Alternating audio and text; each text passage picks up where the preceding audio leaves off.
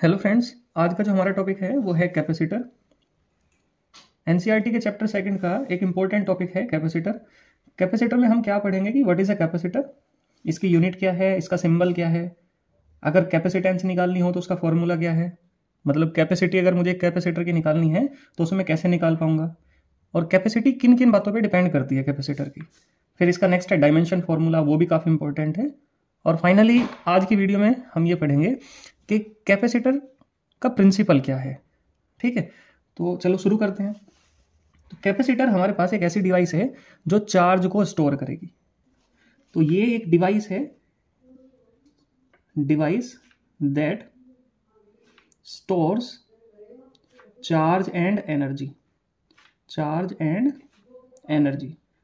ठीक है, जब ये चार्ज को स्टोर करेगी तो चार्ज की वजह से इसके अंदर एनर्जी आ जाएगी। ठीक, अब किसी कैपेसिटर की चार्ज या एनर्जी को स्टोर करने की जो एबिलिटी है हम उसे बोलते हैं कैपेसिटेंस। तो इसकी जो एबिलिटी है उसे कैपेसिटेंस बोलते हैं। जो डिवाइस है उसका नाम कैपेसिटर है। तो ability to hold the charge, charge को होल्ड करने की एबिलिटी, और एनर्जी। ठीक है, तो ये एबिलिटी है और वो है डिवाइस। जैसे एक हमारे पास रजिस्टर है, हमने 10th क्लास में पढ़ा, रजिस्टर है जो चार्ज के पाथ में रुकावट पैदा करेगा, और उसकी रुकावट पैदा करने की या हिंड्रेंस क्रिएट करने की जो एबिलिटी है उसे हम रेजिस्टेंस बोलते हैं। तो इसी तरह से कैपेसिटर चार्ज स्टोर करने वाली डिवाइस और उसकी चार्ज स्टोर करने की एबिलिटी कैपेसिटेंस, इसे रिप्रेजेंट करते हैं। It is represented with C, capital C. इसका सिंबल है दो पैरेलल लाइंस, ऐसे जैसे हम बैटरी का सिंबल बनाए करते हैं। तो बैटरी में तो एक जो होगा बड़ा डंडा होगा, एक छोटा होगा। कैपेसिटर में दोनों पैरेलल लाइंस होंगी, ठीक है, और इक्वल साइज की होंगी। तो ये इसका सिंबल है। अच्छा, एक और सिंबल भी है। अगर कभी इस तरह से आपको मिले तो ये है वेरिएबल कैपेसिटेंस, मतलब है तो ये दोनों ही कैपेसिटर, लेकिन इस कैपेसिटर की कैपेसिटेंस फिक्स्ड है, फिक्स्ड कैपेसिटेंस, और ये वेरिएबल कैपेसिटेंस वाला है, ये वेरिएबल कैपेसिटर है।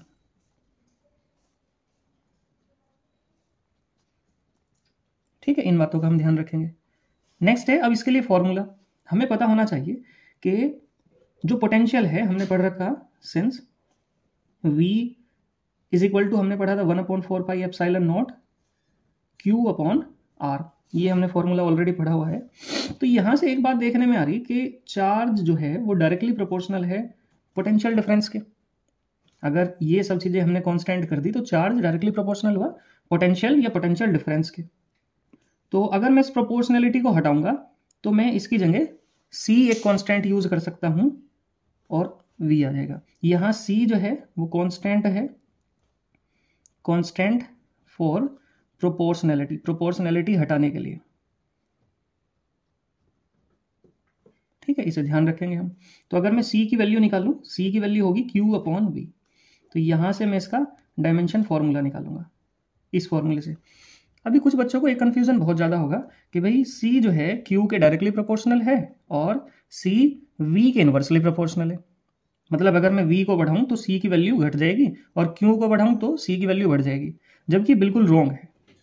C, ध्यान रखना कि does not depend, does not depend on Q and V, क्योंकि आप ध्यान करेंगे कि ये दोनों डायरेक्टली प्रोपोर्शनल हैं। अगर आप इसे दोगुना करोगे तो ये भी दोगुना हो जाएगा, और जैसे ही ये 2 टाइम्स होगा ये 2 टाइम्स होगा, 2 से 2 कैंसिल आउट हो जाएगा, और C फिर उतना ही होगा। इसी तरह से आप इसे हाफ करेंगे तो ये भी हाफ हो जाएगा। इसका मतलब कैपेसिटेंस जो है वो चार्ज और पोटेंशियल डिफरेंस पे तो डिपेंड नहीं करती। कैपेसिटेंस या कैपेसिटी आप इन्हें एक साथ यूज कर सकते हैं। अगर मैं आपसे एक एग्जाम्पल के तौर पर पूछूं कि आपके पास एक कंटेनर है, ठीक है, ये कोई आपके पास कंटेनर है, और इस कंटेनर की मैं आपसे कैपेसिटी पूछना चाहूँ कि भाई इसकी कैपेसिटी जो है वो किन किन फैक्टर्स पे डिपेंड करेगी, तो आप सबसे पहले तो मेरे से यही बताएंगे कि इसकी शेप पे डिपेंड करेगी कि भाई इसकी शेप क्या है। जैसे सिलेंडर के लिए कैपेसिटी का फॉर्मूला πr²h हुआ, स्फेयर के लिए 4/3πr³ हुआ। तो अलग अलग शेप की कैपेसिटी अलग अलग है। दूसरा कि इसका जो डायमेंशंस हैं, अगर बड़ा कंटेनर है तो बड़ी ज़्यादा कैपेसिटी होगी, छोटा कंटेनर है तो कैपेसिटी कम होगी। तो इसी तरह से जो कैपेसिटी है वो कौन कौन से फैक्टर पे डिपेंड करती है। कैपेसिटी डिपेंड करती है शेप पे, दूसरा डायमेंशंस मतलब साइज पे, और तीसरा जो फैक्टर है जो बहुत ज़्यादा इंपॉर्टेंट है, मीडियम पे। मतलब कैपेसिटर के अंदर आपने क्या मीडियम भरा। सिंपली आप सोच सकते हैं कि भाई अगर मैं इसके अंदर मरकरी भरूंगा, क्योंकि पारा जो है वो अदर लिक्विड्स के कंपैरेटिवली हैवी हुआ करता है, उसकी डेंसिटी ज़्यादा है, तो उसका अमाउंट इसमें ज़्यादा आ जाएगा। अगर मैं इसमें वाटर भरूंगा तो मरकरी के कंपैरेटिवली कम आएगा। तो इसका मतलब एक तो ये हुआ कि शेप क्या है कैपेसिटर की, दूसरा साइज या डायमेंशंस क्या है कैपेसिटर के, और तीसरा कैपेसिटर के अंदर मीडियम क्या है। तो इन 3 फैक्टर्स पे डिपेंड करती है कैपेसिटी, ना कि चार्ज और पोटेंशियल डिफरेंस पे। तो बहुत से बच्चों को इस बात में कंफ्यूजन हुआ करता है कि भाई फॉर्मूला तो सी का क्यू अपॉन वी है, तो यहाँ देखने में लगेगा कि डायरेक्टली प्रोपोर्शनल और इनवर्सली प्रोपोर्शनल का कुछ रिलेशन है, जबकि ऐसा नहीं है, वो प्रोपोर्शनलिटी को हटा गया था। 3 फैक्टर्स हैं जिन पे कैपेसिटी डिपेंड करती है, शेप, साइज और मीडियम। नेक्स्ट है डायमेंशन फार्मूला। इसका डायमेंशन फार्मूला कैसे निकालेंगे, तो डायमेंशन फार्मूला निकालने के लिए हम यहीं से ही क्यू अपॉन वी वाले फॉर्मूले से इसका डायमेंशन फार्मूला निकाल सकते हैं। लेकिन इसके लिए हमें एक तो चार्ज का डायमेंशन फार्मूला पता होना चाहिए, और नेक्स्ट वी पोटेंशियल डिफरेंस का डायमेंशन फार्मूला पता होना चाहिए। अब वी का डायमेंशन फार्मूला एकदम से बच्चों के नहीं याद हुआ करता, तो इसके लिए हम इस फॉर्मूले वी का पहले फार्मूला देख लेंगे। वी का फार्मूला है डब्ल्यू अपॉन क्यू, ठीक है। तो उसे मैं सब्सटीट्यूट कर सकता हूँ यहाँ पे फॉर्मूले की, डायमेंशन फार्मूले की टर्म में। तो सी का जो डायमेंशन फार्मूला है वो बन जाएगा क्यू का डायमेंशन फार्मूला अपॉन डब्ल्यू का डायमेंशन फार्मूला, और ये क्यू ऊपर चला जाएगा क्योंकि डब्ल्यू अपॉन क्यू, तो क्यू ऊपर चला जाएगा। अब अगर मैं इनके डायमेंशन फार्मूले रखूँ तो क्यू का है ए टी इसका तो ए स्क्वायर और टी स्क्वायर। इसी तरह से डब्ल्यू मतलब एनर्जी मतलब वर्क डन, तो ये हुआ ml2t-2, इसका डायमेंशन फार्मूला। तो कैपेसिटेंस का डायमेंशन फार्मूला क्या बनेगा, m की पावर नीचे +1 है ऊपर जाके -1, l की पावर नीचे 2 है ऊपर जाके -2, t की पावर -2 है ऊपर जाके +2, और +2 ऑलरेडी है तो t की पावर 4 और a की पावर 2 उधर ऑलरेडी है। तो ये कैपेसिटेंस का डायमेंशन फार्मूला बन जाएगा, जो कि काफ़ी इंपॉर्टेंट है, ध्यान रखेंगे हम इसे, ये काफ़ी इंपॉर्टेंट है। ये तो हुआ कि भाई कैपेसिटर क्या है। कैपेसिटर एक डिवाइस है जो एनर्जी स्टोर करेगी, उसकी एनर्जी स्टोर करने की एबिलिटी कैपेसिटेंस होगी। हमने सिंबल देख लिया उसका, वेरिएबल कैपेसिटेंस का भी हमने सिंबल देख लिया। फिर कैपेसिटेंस कौन से फैक्टर पे डिपेंड करती है, और कैपेसिटेंस का जो फॉर्मूला है वो एक्चुअली आएगा कहाँ से, तो कैपेसिटेंस का फॉर्मूला पोटेंशियल डिफरेंस के रिलेशन और चार्ज के रिलेशन से आएगा, ठीक है। फिर हमने इसका डायमेंशन फॉर्मूला पढ़ा, और हमने पढ़ा कि कैपेसिटेंस कौन कौन से फैक्टर पे डिपेंड करती है। और ध्यान रखना ये काफ़ी इंपॉर्टेंट है, ठीक है, ये वाली बात कि भाई कैपेसिटेंस जो है वो चार्ज और पोटेंशियल डिफरेंस पे डिपेंड ही नहीं करती। नेक्स्ट जो हमारा टॉपिक है वो है कि एक कैपेसिटर जो है वो चार्ज स्टोर करता कैसे है। तो सबसे पहले हमें देखना पड़ेगा कि कैपेसिटर बनता कैसे है। कैपेसिटर बनाने के लिए हम समझेंगे एक प्रोसेस। सपोज मेरे पास ये कंडक्टर है, ठीक है। अब ये कंडक्टर मैंने लाइन की फॉर्म में रिप्रेजेंट करा। ये हो सकता है कि एक प्लेट हो सकता है कि एक रेक्टेंगुलर सीट हो, कुछ भी हो सकता है ये। अब मैं इसे चार्ज देना चाहूँगा, मैंने इसे चार्ज दिया, मैं इसे कुछ +Q चार्ज दिया तो इस पर +Q चार्ज आ गया। अगर मैं इसे और ज़्यादा चार्ज देना चाहूँ तो होगा क्या, क्योंकि ऑलरेडी पॉजिटिव चार्ज है, तो और ज़्यादा अगर मैं पॉजिटिव चार्ज दूंगा तो that positive charge repels the, ये जो पॉजिटिव चार्ज होगा इस वाले को रिपेल करेगा। मतलब ये बहुत थोड़ा चार्ज ही रिटेन कर पाएगा इसकी सरफेस पे। तो अब तो दिक्कत ये होगी कि भाई इसकी कैपेसिटी होगी कितनी इस कंडक्टर की, इसकी तो बहुत कम कैपेसिटी होगी। तो अभी लेकिन ये कैपेसिटर बना नहीं, अभी क्या है, ये सिंपली एक कंडक्टर है जिसे मैंने एक चार्ज दिया। अब इसे कैपेसिटर बनाएंगे कैसे, अभी देखते हैं कि एक प्रोसेस है इंडक्शन की। मैं इसके पास एक कंडक्टर और लेके आऊँगा इसी के जैसा। जैसे ही मैं इसके पास कंडक्टर लेके आऊँगा, ये न्यूट्रल है अभी तो फिलहाल, ठीक है, न्यूट्रल है, तो होगा क्या, इस पर पॉजिटिव चार्ज है तो यहाँ ये इसका नेगेटिव चार्ज को अट्रैक्ट कर लेगा और इसके पॉजिटिव चार्ज को रिपेल करेगा।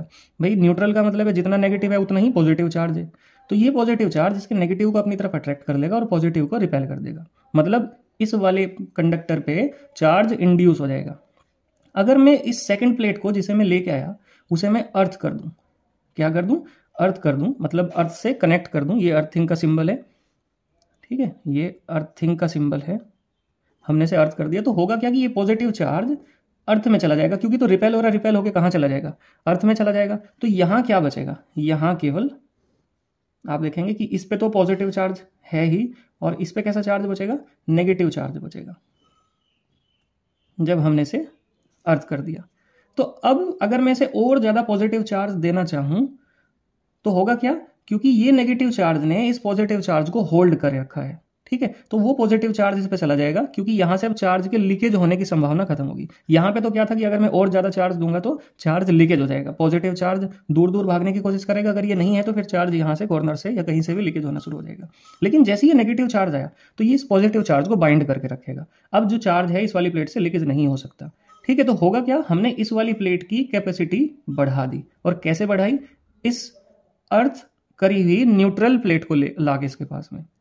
तो मतलब किसी भी कंडक्टर की कैपेसिटी को आप कैसे बढ़ा सकते हैं, किसी भी कंडक्टर की कैपेसिटी को बढ़ाने का तरीका है कि आप उसके पास में एक अर्थ किया हुआ न्यूट्रल कंडक्टर ला के रख दो, तो उसकी कैपेसिटी बढ़ जाएगी, ठीक है। तो यही इसका प्रिंसिपल है। प्रिंसिपल ध्यान से देखेंगे हम, capacity of a conductor can be increased by placing a neutral earthed, मतलब ध्यान रखना कि वो न्यूट्रल होना चाहिए और अर्थ किया हुआ होना चाहिए। जैसे हमने अर्थ किया हुआ है, earth conductor near the initial conductor, ठीक है। इनिशियल मतलब शुरुआत वाला, जो ये वाला कंडक्टर है।